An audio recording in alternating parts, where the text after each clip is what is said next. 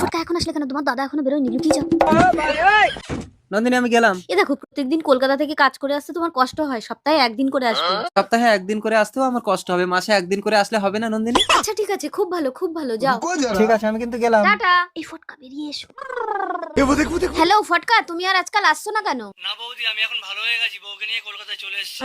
2-3 মাস হয়ে গেল আমার স্বামীটাও ঘরে আসছে না, আমি যে একা হয়ে গেলাম। না, আমি আমার স্বামীকে খুঁজে যাব কলকাতায়। এই যে এই লোকটাকে কোথাও দেখেছো? কোথায়? চলো চলো। কি ব্যাপার নন্দিনী? ও, এই জন্য তাহলে তুমি মাসের পর মাস ঘরে যাচ্ছ না? বাড়ি গেলে তো তোমার অসুবিধা হয়, তুমিই তো বললে কোথাও থেকে যেতে। ওটাকে তো আমার, আমি আর ওর সাথে থাকবো না। তাহলে আমার কি হবে?